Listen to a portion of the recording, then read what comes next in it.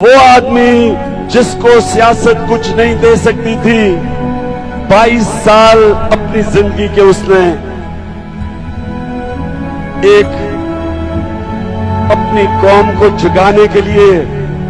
لوگوں میں شعور پیدا کرنے کے لیے، لوگوں کو سمجھانے کے لیے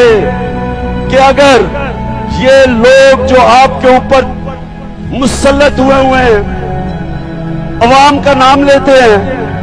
اور اقتدار میں آ کے اسی عوام کا خون چوستے ہیں، اسی عوام کا پیسہ چوری کر کے باہر لے جاتے ہیں،